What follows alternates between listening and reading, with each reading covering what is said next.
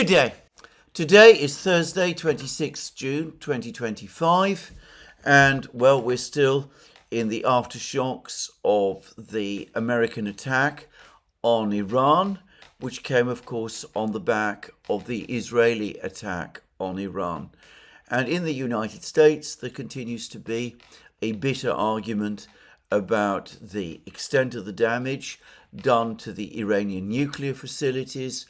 And there's been statements and criticisms of the decision by whoever it was to leak the report of the Defense Intelligence Agency, calling into question the damage done to the Iranian nuclear facilities. There's much discussion in the media as to whether that report is correct or not correct, whether it is a low confidence report, it ought to be disregarded. The administration itself is now launching an investigation to find out who leaked it, and there's much argument and much talk about this. Now, I am not myself going to give an authoritative and definitive view about this whole topic. How can I? I'm not an engineer. I'm not somebody who has had any opportunity to inspect the sites at Fordow and Isfahan and Natanz. I'm not in a position to assess the intelligence. I can't even myself make much sense of the satellite photos that people have been looking at since the American strike took place. It nonetheless does seem to me that even before the Defense Intelligence Agency report was first leaked, the expert community, the independent expert community, I should say, was coming round to the view that the damage done to the site at Fordow especially was probably within the capacity of Iran to repair, and that the site had been far from completely destroyed. And as I discussed in my program yesterday, the report that the Defense Intelligence Agency has published, which can only have been rushed, and which someone, obviously acting on their own agenda, decided to leak, nonetheless does seem to be in conformity with the opinions of what you might call the independent expert community. Now, adding a twist to this whole story is a very strange article by the American investigative journalist Seymour Hersh. He says that he has been contacted by various people who have explained to him the methodology behind the American strike on the facility at Fordow. He says that the Americans had come to understand that their massive bunker-busting bombs would not be able to reach and destroy the facilities deep under the ground where the centrifuges and the cascades and the enriched uranium was located, that the objective, based on some idea drawn from 19th century archaeology, I'm not going to comment on that in any further detail, was instead to seal the entire facility by destroying the entrance and exit, that objective was achieved. Maybe the centrifuges and all of that have not been destroyed, but they have been placed forever beyond Iran's reach. I'm going to say straight away that I cannot help but think that this information which Seymour Hersh is receiving is part of that same campaign that somebody is undertaking to try to push back against the Defense Intelligence Agency report and the opinions of the independent expert community, which I was talking about. Firstly, the idea that the Pentagon had not already prepared plans long before this strike as to how a strike against the facility in Fordow should be carried out, that they had to rely on somebody looking up what the German archaeologist Schliemann did in the dig at Troy in the mid-19th century to come up with a way to deal with the problem of Fordow. I have to say that seems to me borderline ridiculous.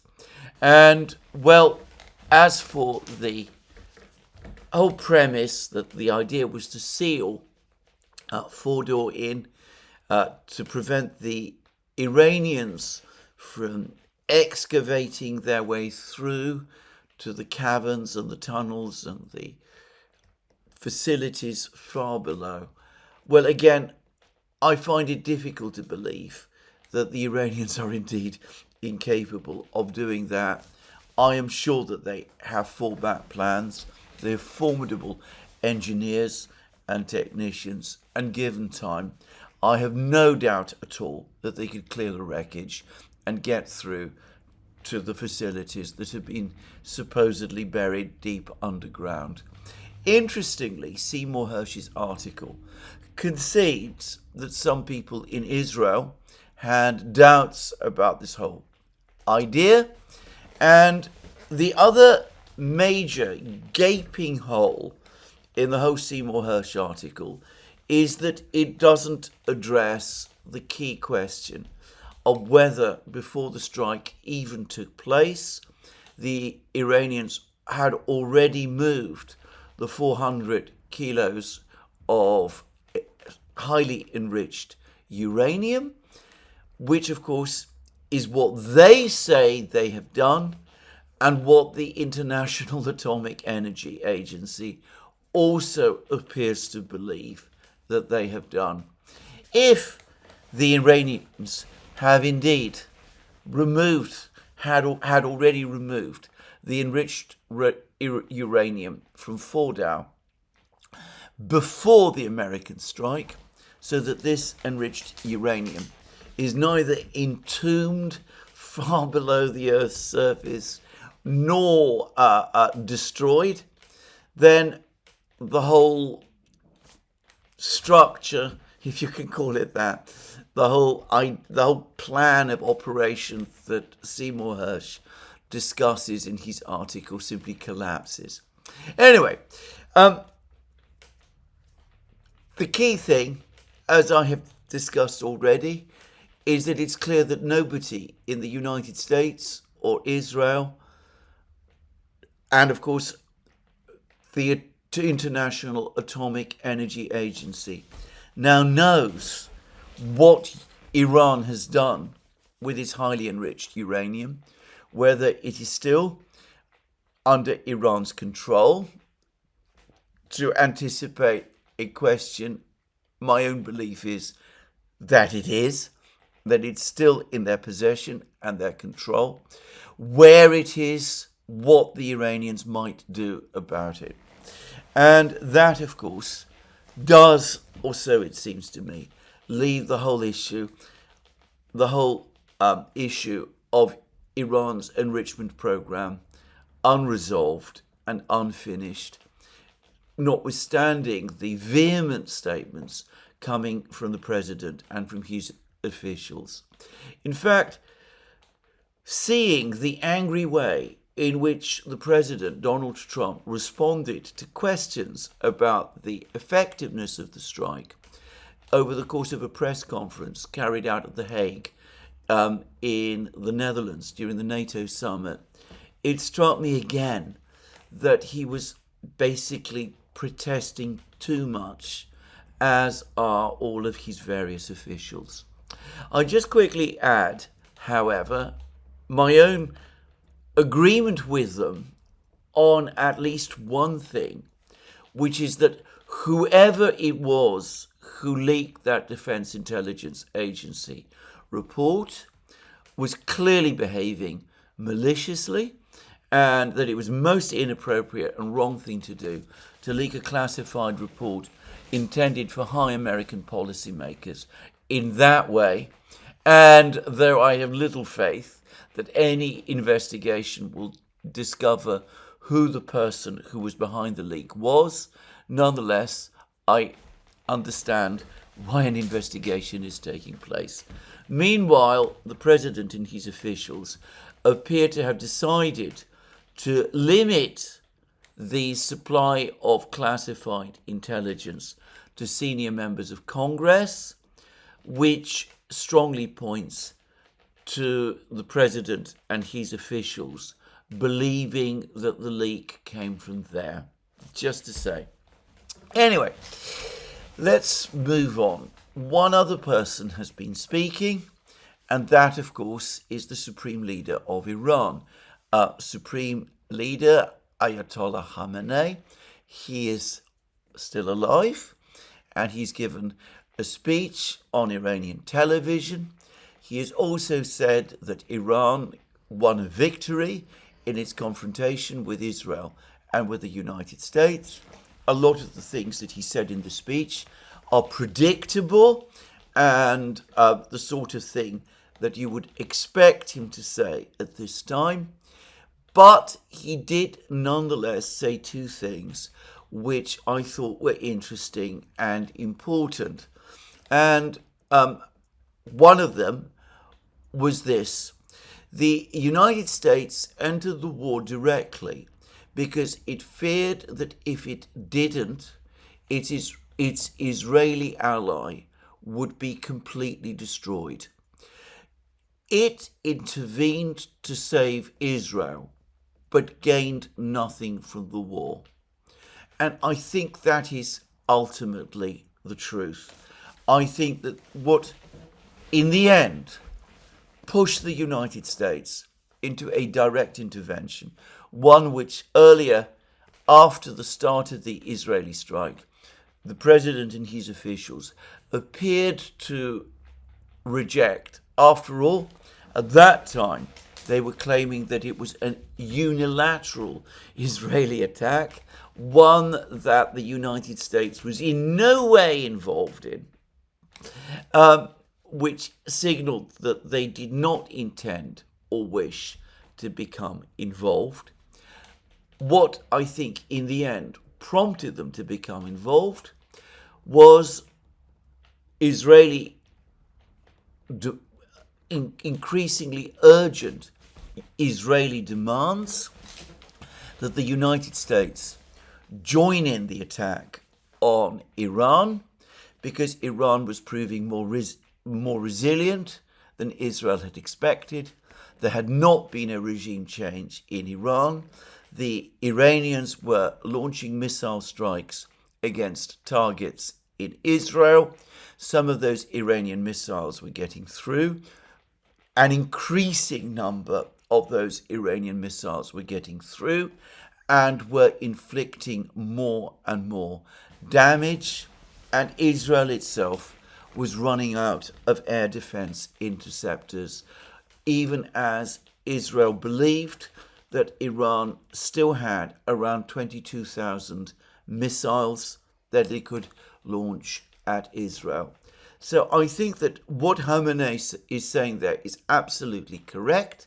I think that is obviously the Iranian assessment, and it is going to give these Iranians a measure of confidence going forward. They now believe that they are in a stronger position relative to Israel than they had previously been in. They now know that in a war of attrition against Israel, they would win, and that is going to affect their calculations going forward. And then Khamenei also said this, the Americans attacked Iran's nuclear facilities and that this was illegal. And then he also said that the United States president usually exaggerates events, clearly showing how badly he needs to create a narrative.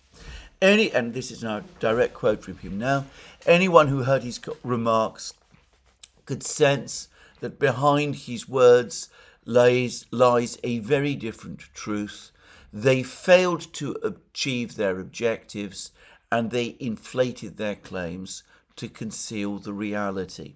So Khamenei here is all but telling us that the damage to Iran's nuclear sites, however extensive it is not as extensive as the president is saying.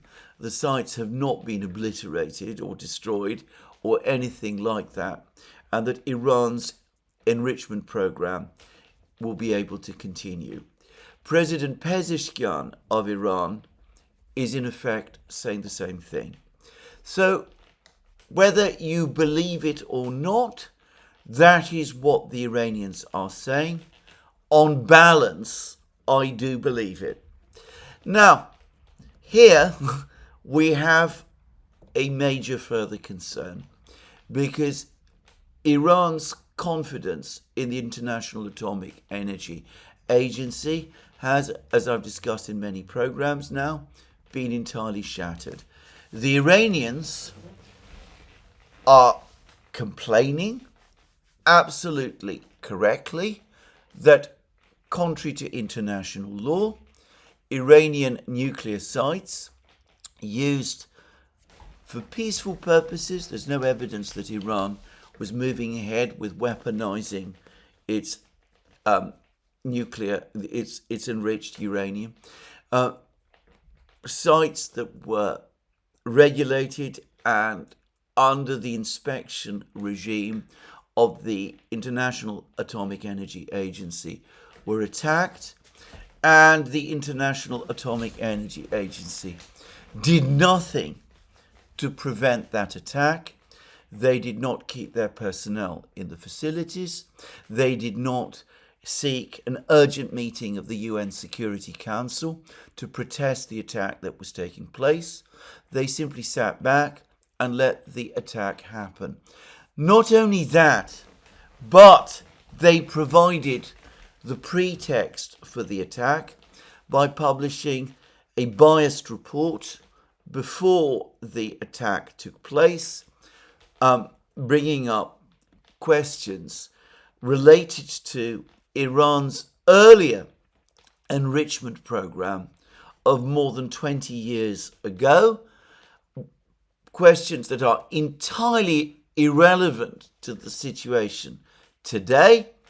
And this report by the IAEA, a report which not only the Iranians but the Russian government also, Sergei Lavrov, the Russian foreign minister, has spoken very strongly about this, say was biased, that this report then enabled the Western majority on the board of the IAEA to declare Iran in breach of its non-proliferation obligations,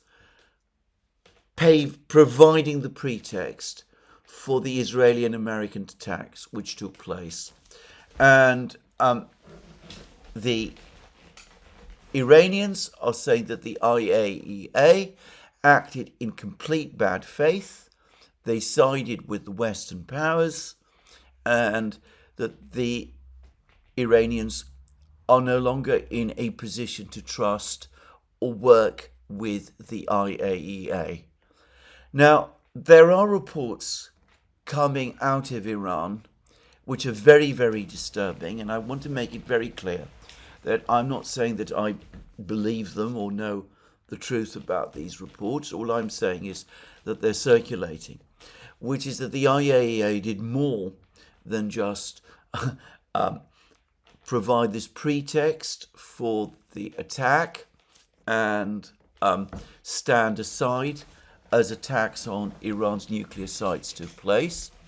There are reports circulating that the IAEA provided intelligence to Israel and to the United States, and I have even seen some claims, which I believe originate in Iran, that the IAEA provided details to Israel and to the United States, or at least to the Western powers, of the identities of some of the Iranian scientists that have been assassinated by the Israelis over the course of the 12-day war. Now, I don't know that this is true. I hope that it is not true. Apparently, a belief that this happened exists, and the relationship between Iran and the IAEA has therefore completely collapsed. And Russia is fully backing the Iranians on this issue. Anyway, the result is that the Iranian parliament has now enacted a law which was voted by the parliament unanimously and which appears to be supported by the government, basically shutting the door on the IAEA. It says that this is from the Tasnim news agency, Iranian news agency. The Speaker of the Iranian Parliament announced the formal enactment of the law, compelling the Iranian government, to halt all cooperation with the International Atomic Energy Agency. Today, following approval by the Constitutional Council, the law suspending cooperation with the IAEA has been officially communicated. Continued collaboration with an agency that acts as an enabler of war and aggression and serves as an executor of the inhumane interests of Israel is impossible until we are assured of the full security of our nuclear facilities. And the law apparently mandates the government to immediately suspend all cooperation with the IAEA under the Treaty on the Non-Proliferation of Nuclear Weapons and its related safeguards until the following conditions are fulfilled, which is that steps will be taken to ensure, to guarantee, in accordance with the UN Charter and with the agreement of Iran's own Supreme National Security Council, protection of all Iran's nuclear centers and its scientists. Notice the point about the scientists.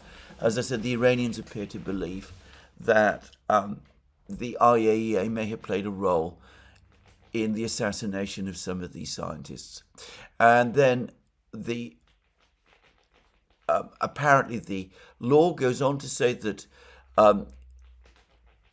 during the period when Iran is no longer cooperating with the IAEA, Iran will continue to exercise its right to peaceful nuclear enrichment as guaranteed under Article 4 of the new Nuclear Non-Proliferation Treaty, and insists that this right is fully recognized and respected before cooperation with the International Atomic Energy Agency is resumed, and that verification of these conditions must take place, must be carried out by the Atomic Energy Organization of Iran, and would require the full and final approval of the Supreme National Security Council of Iran. And until those two agencies are satisfied that the International Atomic Energy Agency is doing its job, then Iran will no longer cooperate with it. Now, that seems to me to be shutting the door on the International Atomic Energy Agency. And I have to say that the Iranians are now claiming that the Russians are backing them in that position. And they're quoting certain words that Russia's permanent representative to the international organizations in Vienna, Mikhail Ulyanov, said in a post on X. He is reported to have said that the Parliament of Iran decided today to suspend cooperation with the IAEA. No surprise, It was a natural development caused by unlawful strikes at the Iranian nuclear facility under the IAEA safeguards. Now, I don't believe that the Russians actually have straightforwardly come out and said that Iran is entitled and within its rights to suspend its cooperation with the IAEA, but the Russians are very, very angry with the IAEA.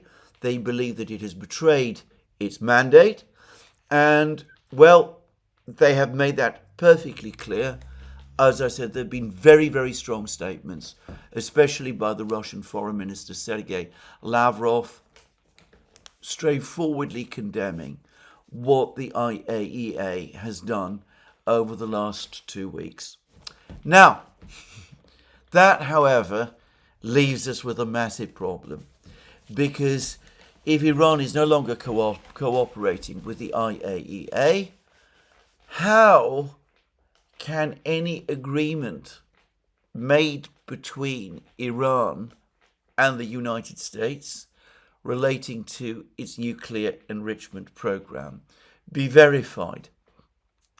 Well, perhaps as part of such an agreement, Iran might lift its ban on cooperating with the IAEA, but bear in mind that there is now a law in place in Iran which places stringent requirements upon the IAEA before that is done.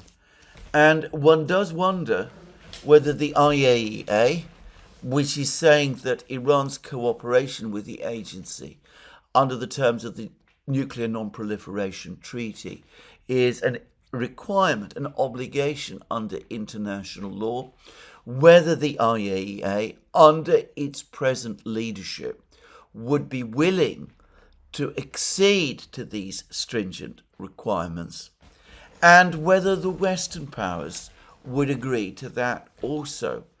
Would the Western powers, for example, agree to the Iranian condition that Iran be provided with absolute guarantees that if they readmit the IAEA into Iran, their nuclear facilities will not be attacked again? I doubt that the Western powers will find it easy to agree to that. Of course, they might agree to that and then go back on what they've agreed to. We've seen that happen. But for the record, I'm not convinced that they would even agree to it. It would mark a major concession by the Western powers to Iran. It would be, in effect, an admission that the IAEA was in the wrong and that the Western powers had been in the wrong in the way that the attack on Iran was carried out. And I cannot imagine the United States or Israel or the European states ever agreeing to a thing of that kind. So, in the absence of a cooperation agreement between Iran and the IAEA, how are we going to get an agreement in the future, such as we might have been able to negotiate before the attacks took place, to place restrictions on Iran's nuclear enrichment program? How can we get any revival of any agreement bearing any resemblance at all to the JCPOA? Now, this question is probably being debated not just in Iran, but also in other places, and most importantly, in the capitals of the two countries that are most important to Iran, these being, of course, China and Russia. And it is extraordinary fact, and again, a sign of the extent to which there's an almost complete control of information about things that are taking place in connection with this crisis there's a massive unwillingness to discuss certain aspects of this crisis. There is currently a meeting taking place in Xinjiang, in China, of defense ministers of the Shanghai Cooperation Organization, chaired by the Chinese defense minister. Iran's defense minister is attending. Russia's defense minister is attending. The defense ministers of Pakistan and India are also there. Undoubtedly, they will be discussing the situation around Iran. And I've not read a single article or commentary about this or reference to this meeting anywhere in the Western media. Now, the Chinese, of course, are talking about this meeting, and there's a report about it in Global Times. SCO defense ministers meeting held in China's Qingdao, and we read the Chinese defense minister Dong Jun on Wednesday met with the defense ministers of several Shanghai Cooperation Organization member states, and then there's a list. There's the defense minister of Belarus, Iran's defense minister Aziz Nazirzadeh, Pakistan's defense minister Hawaja Azif, the Russian defense minister Andrei Belousov, and as discussed, this meeting took place in Shanghai, in Xinjiang, in China.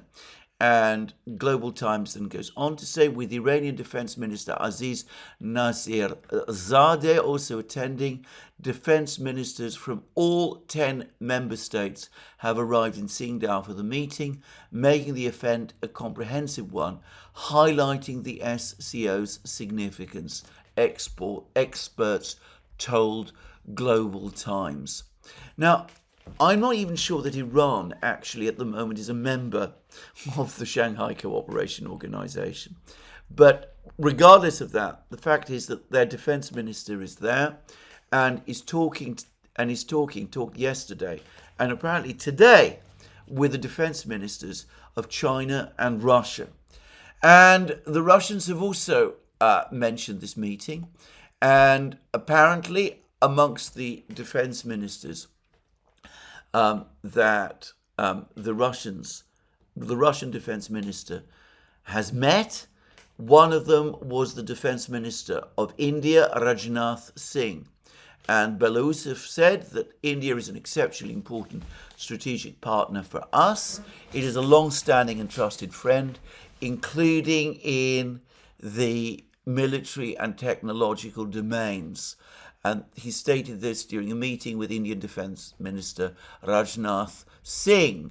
And we're told that the meeting, this is from TASS, took place in Qingdao in China, which earlier on Thursday hosted a gathering of the Shanghai Cooperation Organization's defence ministers.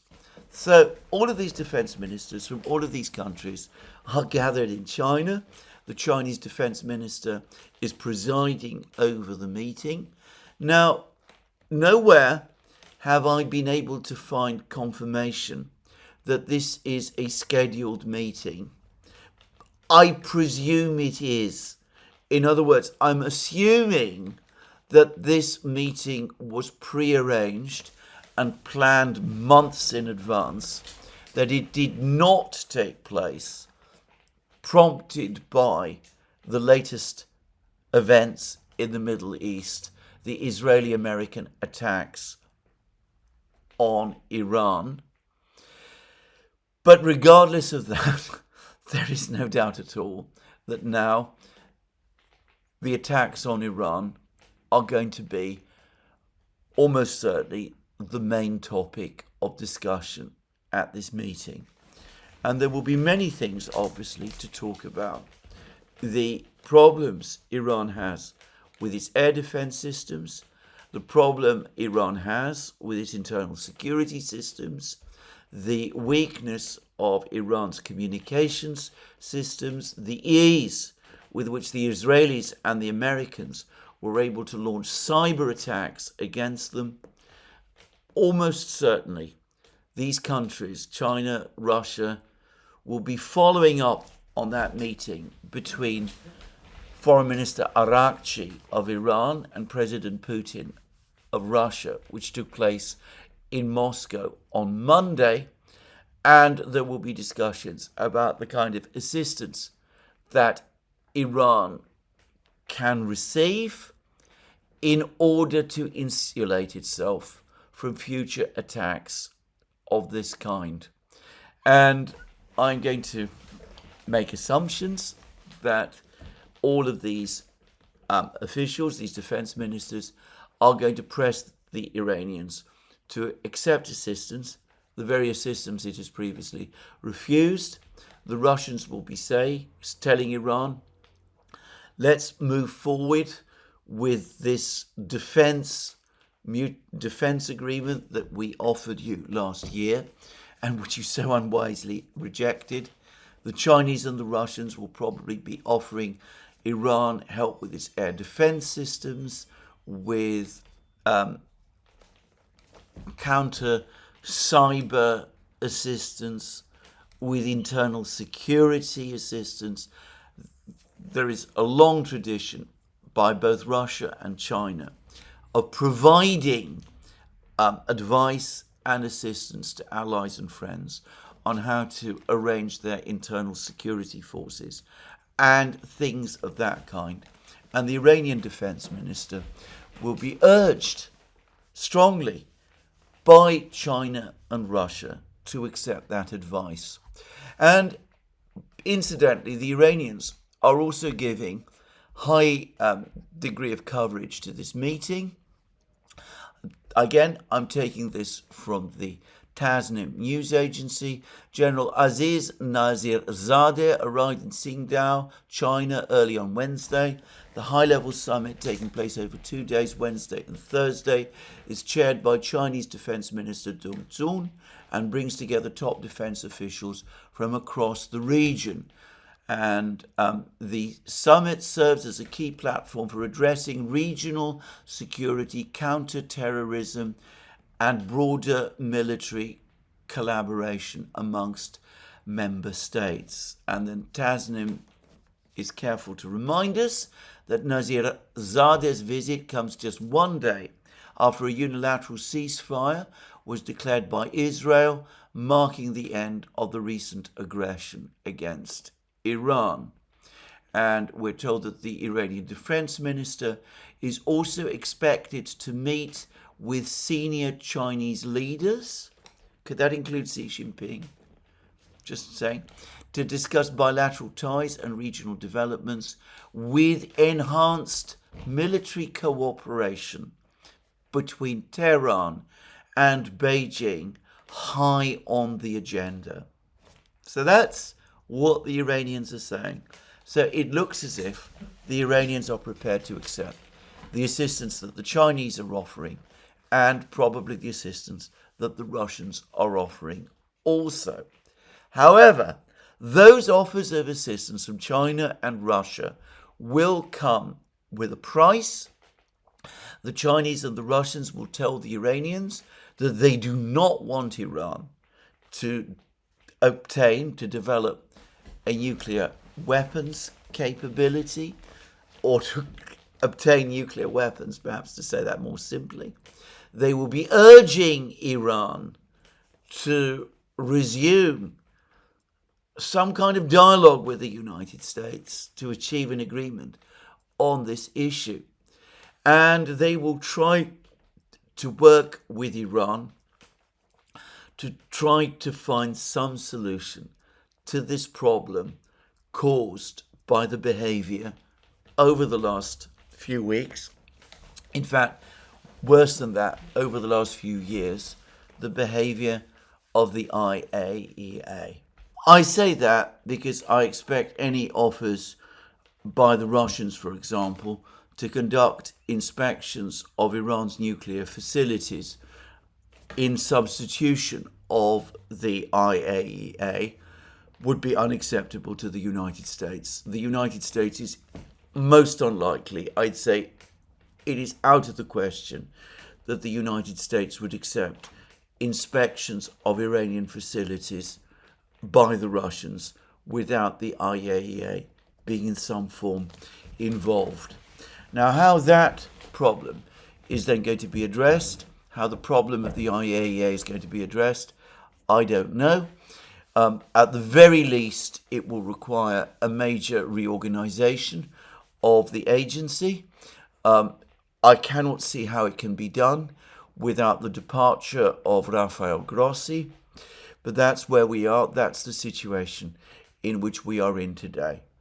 So, an important meeting happening in China of the defense ministers of the Shanghai Cooperation Organization, and to reiterate again the question of the crisis in the Middle East between Iran and Israel and between Iran and the United States will be top of the agenda.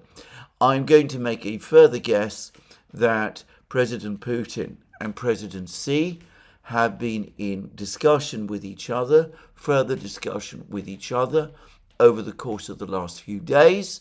There is obviously no confirmation of this, no reference to no public readout of any call, but I think it almost certainly the case that the two leaders have been in contact and that they have probably spoken as they coordinate their positions. Now, there's a few further things perhaps to say about this crisis. First of all, as is clear, the crisis is not resolved. Israel has not achieved the regime change in Iran that it wanted, and Iran does not have those safeguards against attack that it wanted, and the question of Iran's nuclear enrichment program, its ultimate status and purpose, those remain still very much under question, with the crisis, or rather the issues created around it, be those artificial or otherwise, still unresolved. And there is always the possibility that this confrontation could restart.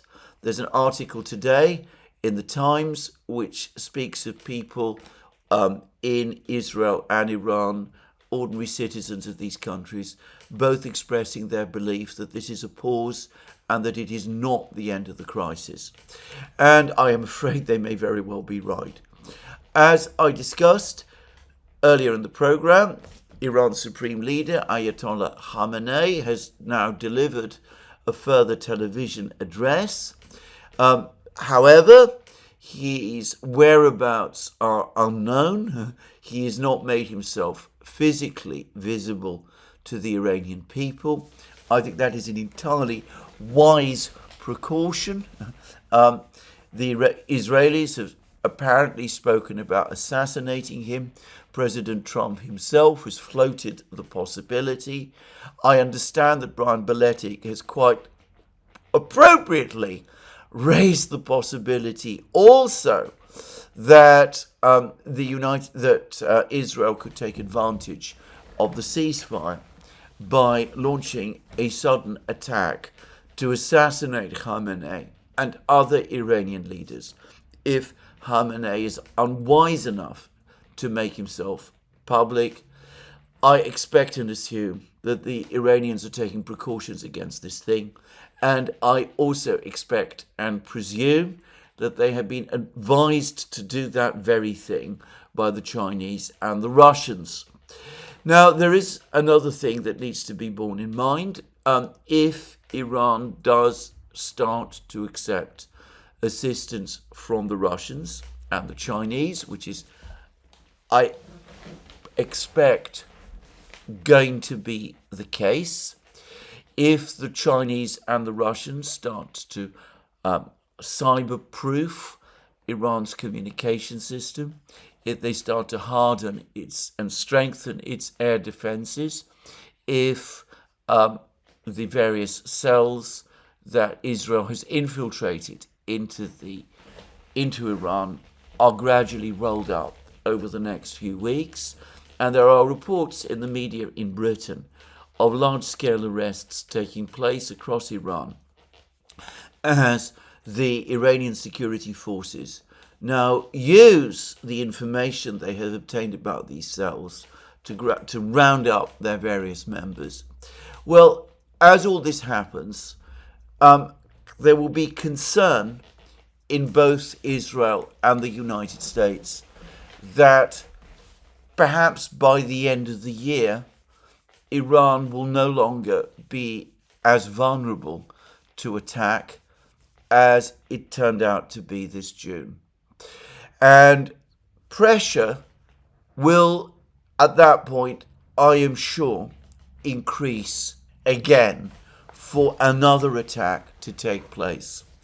And if there is no resolution to this question of IAEA inspections, if the Iranian uranium enrichment program does indeed go dark, so that Israel and the United States lose all track of it, if intelligence also suggests that Iran has resumed its uranium enrichment program, and there is evidence that locations like Fordow and another big center, enrichment center, under a mountain, which Iran is supposed to be building, are again coming back into operation, then inevitably pressure in the United States and in Israel to resume the offensive against Iran and to conduct it until that point when regime change is finally achieved, that pressure will grow. In which case, we could again quite easily find ourselves in a situation at some point over the course of this year where first Israel and then the United States resume the offensive against Iran, with the United States being perhaps more fully involved than it has been up to now. And the objective this time will not be simply to destroy or to damage various nuclear uranium enrichment facilities. It will be to complete the decapitation of Iran's leadership and to achieve regime change there. So the possibility of a resumption of the war remains extremely high. This is just a pause. There is no resolution to this issue at the present time. In one of those articles from the Tasnim news agency that I cited, there was a reference to Iran having accepted a unilateral ceasefire by Israel. So Iran accepted a unilateral ceasefire by Israel. That's the Iranian position. One can see that there is no consensus and no full agreement between the sides. President Trump has alternatively said that U.S. negotiators are going to meet with the Iranians again next week. He's also simultaneously said that since the enrichment sites have been entirely destroyed, he sees no reason to reach an agreement with Iran. You can make of that what you will. Suffice to say that the Iranians so far have not confirmed that they're meeting with the Americans at all, be it next week or the week after or any time soon. So, this situation, to say that it is precarious and unstable, to say that the conflict could restart at any time, I'm sorry to say it, but that is nothing less than the truth. There could also be, at any moment, strikes to assassinate again Iranian leaders, which could, of course, restart the fighting all over again. There is a report today in the London Times that the leaders of the Arab states, the Gulf states, are absolutely furious about what has happened, that they are blaming Prime Minister Netanyahu and Israel, that they're talking about reckless steps being taken by the Israeli government, and that they're starting to rethink their view that it was Iran that was the major cause of instability of the Middle East, according to the London Times, they're now apparently starting to say that the cause of Middle East instability is actually Israel. So one can see that the situation remains incredibly tense, and nothing has been resolved, nothing has been settled. The chances of a resumption of the fighting remain extremely high. And if I had to put money on it, and I've said many times, I am not a gambling man, I would say that it was so high as to be definitely a probability over the course of this year. So on top of all of the other problems that exist in the world at the moment, the unresolved catastrophe, which is the situation in Gaza, and the war, others could come up with a different word to describe it, the war that Israel continues to conduct in Gaza. On top of all of these other problems, we now have to worry all the time about the real possibility of a resumption of the fighting between Israel and Iran. Perhaps President Trump and Pete Hegseth and other members of the administration want to start transferring military forces from the Middle East to the Indo-Pacific region. I doubt that they will find that they can, because the underlying crisis has not been resolved. Anyway, this is where I'm going to finish my discussion of the situation in the Middle East today. Now, the other crisis, the war between Russia and Ukraine, the conflict that the collective West has been waging against Russia, continues. And it has continued against the backdrop of quite possibly the most surreal, the most weird NATO summit I can ever remember. In the London Times, it has been described, by the way, as a Potemkin summit. This is by Ed Lucas, the article by Ed Lucas, a strong neocon and a person who is deeply hostile to President Putin and his government. But for once, on this at least, I agree with him. A Potemkin summit. President Trump came to Europe, as I said in my program yesterday.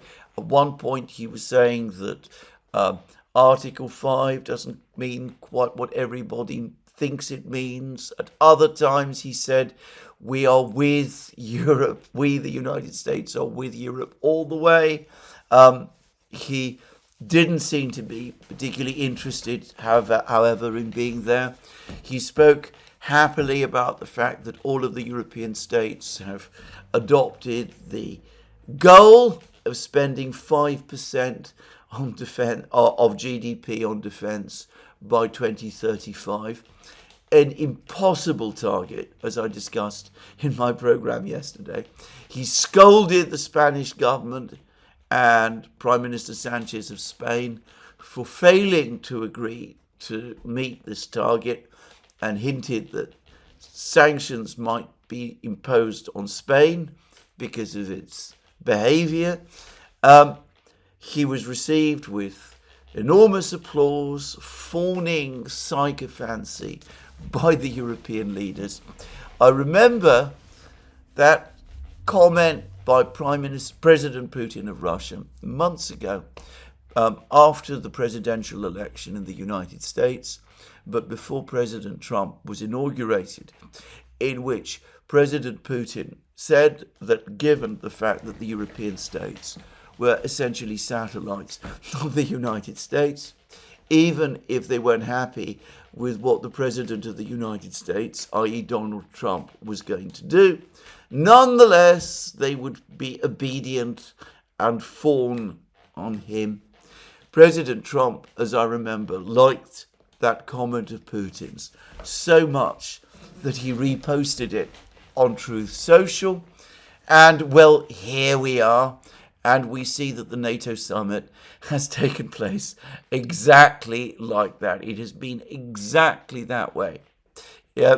European leaders, one after another, falling over themselves to bow before Trump, to tell him what a great man and a great leader he was, and how they all follow and obey his lead in everything. I have to say, it was a ridiculous spectacle.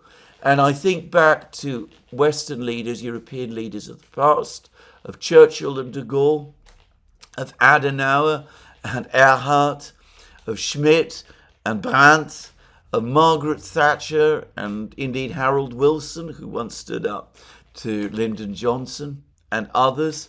And I feel ashamed to see the leaders of today's Europe behave in this abject and pathetic way. But there it was. That's what they did. And the summit proceeded, as far as I could see, without any real agenda. I can't see that anything was discussed over the course of this meeting at all. President Zelensky attended. He had his 1-hour meeting with Donald Trump. Doesn't seem as if anything resulted from that meeting. Zelensky got no promises of aid, further aid from Trump, or indeed from anybody, actually. He wasn't offered any more money. He wasn't offered any more weapons. He offered to buy Patriot missiles from the United States, presumably with somebody else's money, maybe Russia's, just saying. But Russia's, I mean the frozen assets and all that. But anyway, Trump didn't seem too keen to sell them. He said that the United States would need as many of its interceptors as it has, thank you very much. And of course, there's also the obligations to Israel now. So Zelensky came away empty-handed. There were no promises to admit Ukraine into NATO today or tomorrow or anytime soon. The summit meeting ended with a stripped-down, watered-down statement that was mildly critical. Actually, it was very critical of Russia, but mildly critical compared with previous criticisms of Russia made in earlier summits. But there was no sign of any plan or policy on how to end the conflict in Ukraine. There was still talk about ceasefires. There was still talk about freezing the conflict on the existing conflict line. Trump still wants to meet with Putin. He's spoken about what a difficult person Putin is and what a difficult person Zelensky is. President Erdogan of Turkey has floated the possibility of a summit meeting between Putin and Trump in Turkey. But the Russians at the moment still don't seem altogether keen. Anyway, it was an utterly surreal summit. It was a classic no business summit. No business summit because no business was carried out there. The only thing of a practical nature that was done was that over the course of this summit, Zelensky signed an agreement with the President of the Council of Europe, who was also in The Hague, to set up a war crimes tribunal to try Russian criminals, war criminals, presumably according to Ukrainian law. Now, of course, Ukraine already can do that, exercising its own jurisdiction as a sovereign state in its own courts, but the Council of Europe obviously has chosen to involve itself in this. Clearly, a decision has been made that it cannot be the International Criminal Court because the Americans and others have turned against it after its indictments of Prime Minister Netanyahu. So this tribunal is only going to make things more complicated and more difficult it's going to make any attempt to achieve some kind of negotiated resolution of this conflict even more impossible. The United States has made it clear that it's not interested in pursuing these sort of investigations and these sort of prosecutions, but apparently the Europeans are determined to stick by them. For me, the most concerning thing that came out of this summit was again certain statements made by the French President Emmanuel Macron.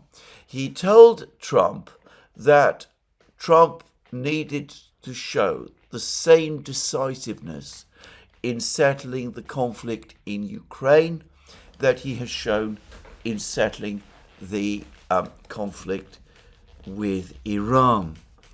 Now, given that the way in which Donald Trump has acted with respect to the conflict in Iran is by attacking Iran, I can't help but think that deep down these comments of Macron are intended to float the possibility or to prepare for the possibility that the United States might make similar threats of military action against Russia if Russia doesn't agree to some sort of a ceasefire.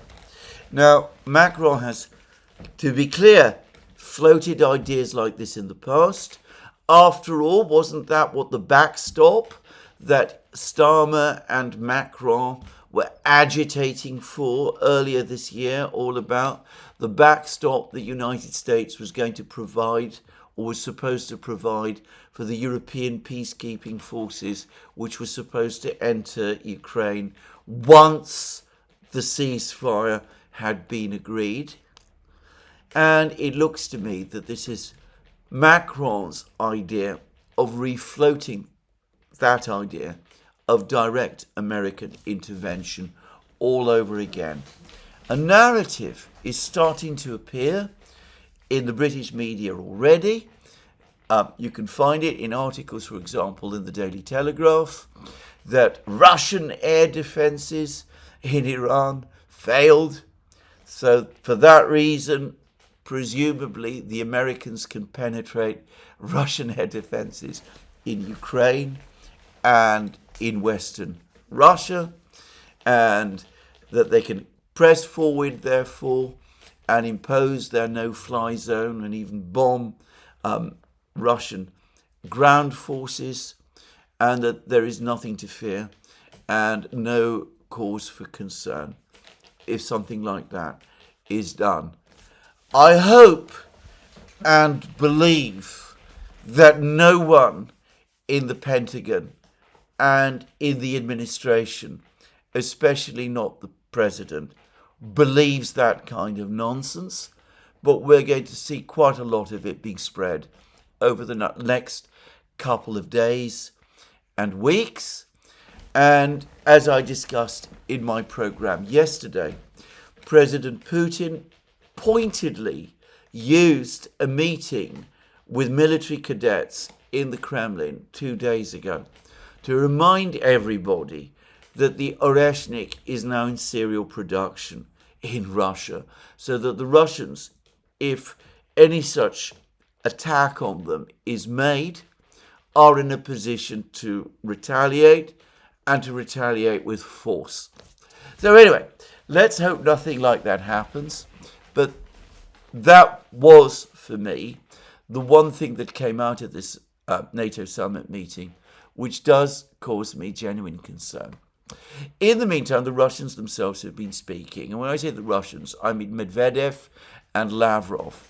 Now, Medvedev has now explicitly come out and said that, as far as he is concerned, the question of Ukraine's future membership of the EU has been settled. Ukraine cannot join the EU. The EU is not the economic and trade association which the Russians once thought it was. It is a geopolitical project. It is the other side of the NATO coin. It is part of the Euro-Atlantic community. It is feverishly militarizing.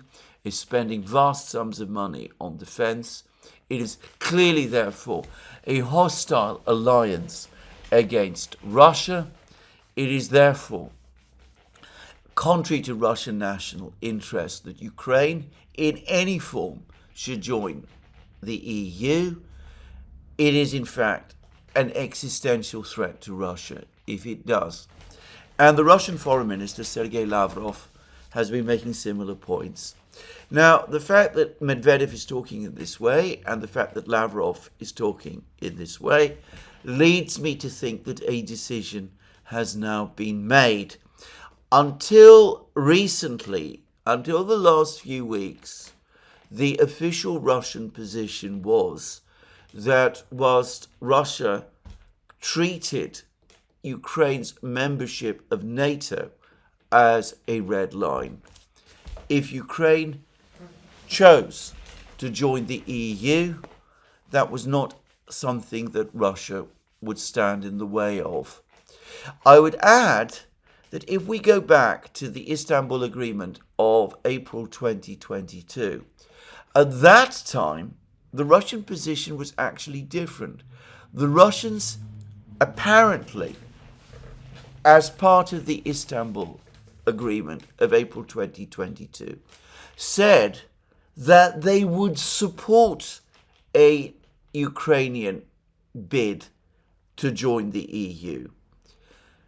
Then they said, this has been the official position of the Russians over the last year, that they would not object to Ukraine joining the EU, but they were no longer saying that they would support it. Now they are saying they will oppose it. And though Putin himself has not spoken on this issue, the way in which Medvedev has laid it out, the way that Lavrov has laid it out, makes me think that a consensus within the Kremlin on this topic has now been reached. Probably the matter was discussed by the Russian Security Council, and a decision to oppose Ukraine's entry to the EU was finally made. Now, this is not registered in the West. People are not discussing it there. I think there is a dangerous tendency to treat Medvedev as some sort of clown. In reality, putting aside some of the belligerent and confrontational rhetoric Medvedev occasionally uses, if you track his statements closely, the statements he has been making since the start of the special military operation in February 2022, what you see is that what he says eventually does become Russian policy. And I think it is already that in this case.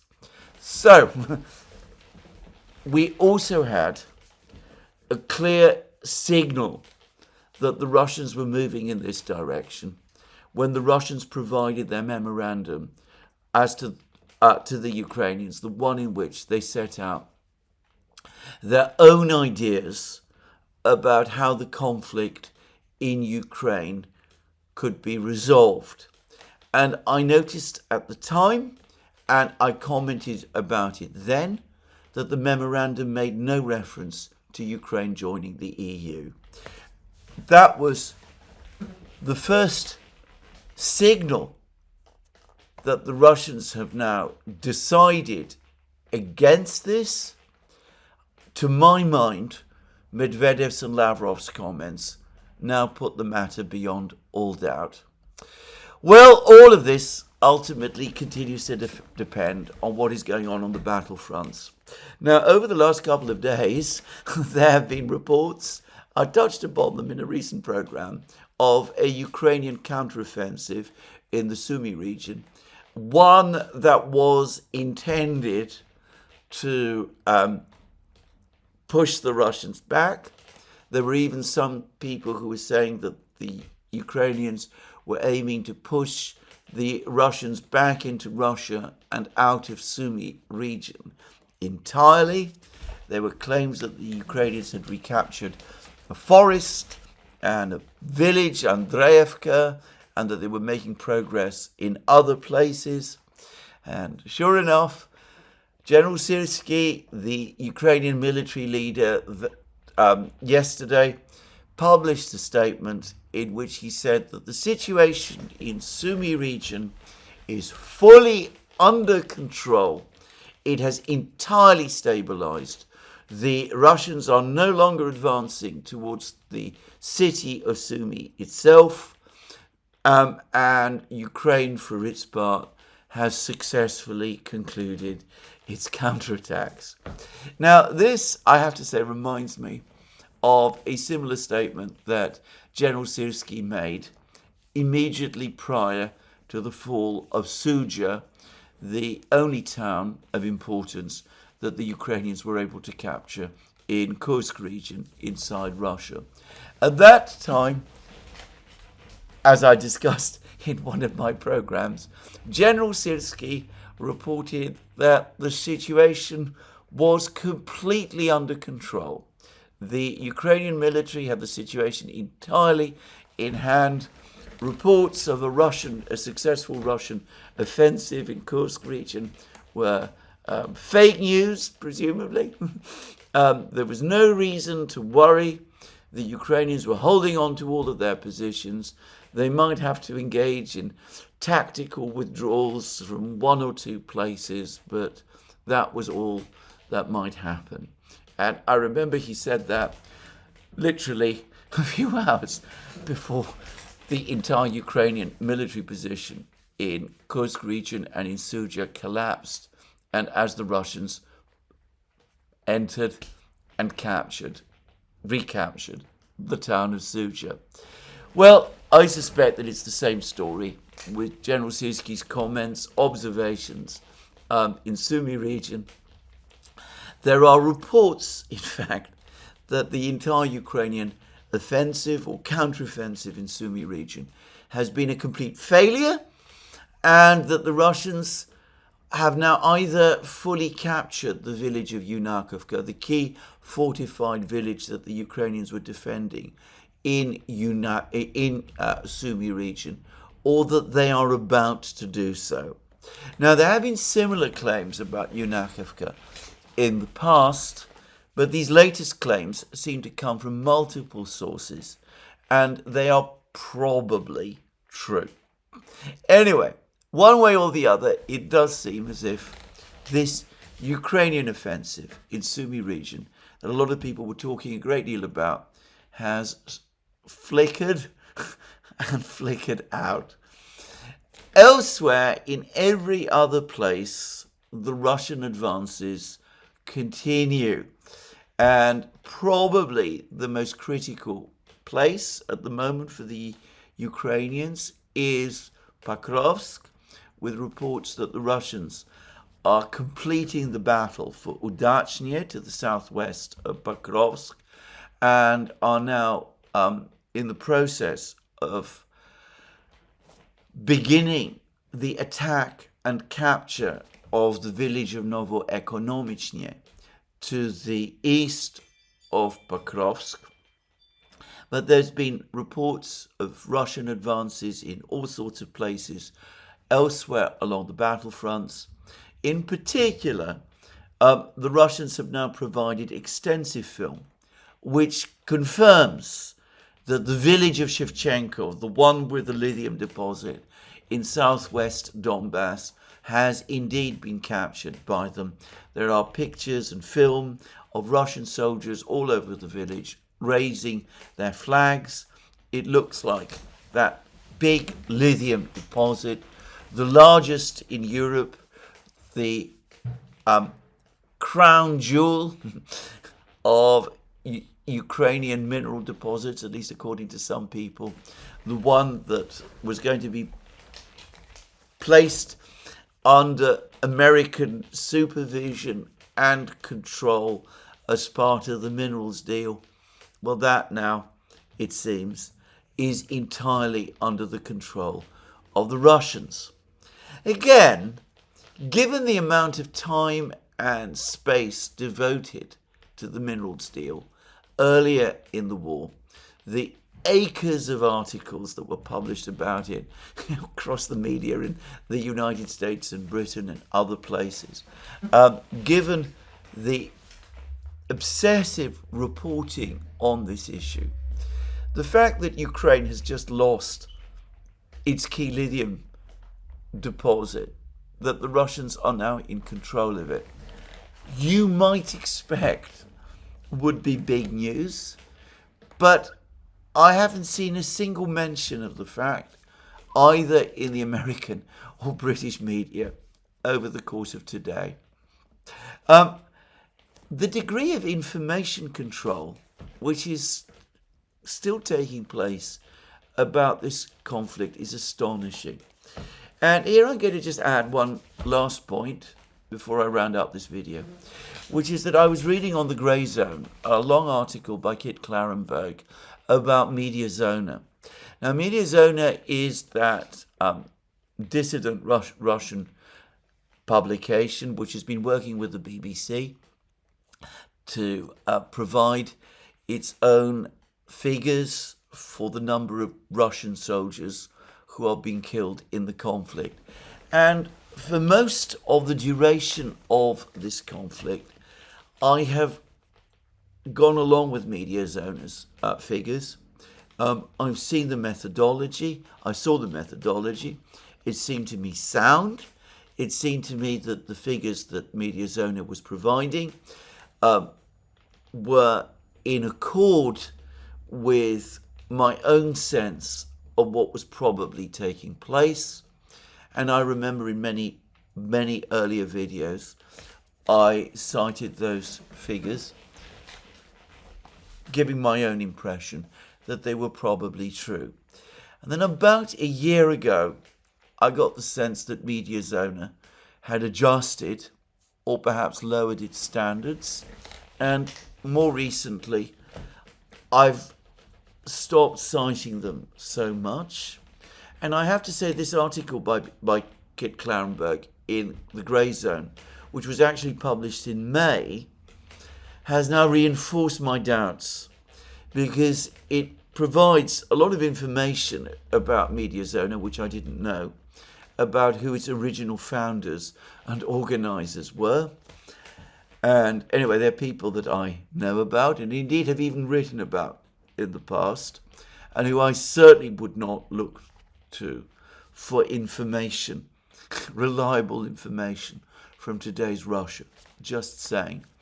But it seems that Media Zona has, at least according to Kit Clarenberg, solicited money from the British government.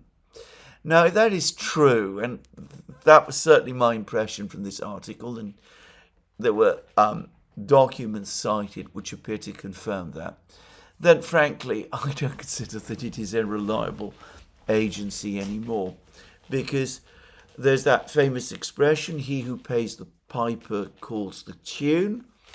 If there's any kind of connection between Media Zona and the British government now, then I'm afraid I simply don't think that his figures can be relied upon anymore.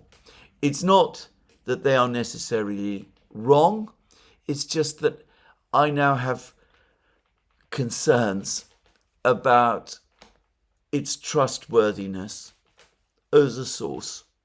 So that, I'm afraid, is the end of my citing figures provided by Media Zona. Now, as I said, nothing came out of that meeting in The Hague at all about how to end the war. No new ideas whatsoever. I don't believe anybody has any ideas in the West. The Russians clearly do. And for the record, I generally believe that the Russians have made some very, very tough and hard decisions over the last few weeks.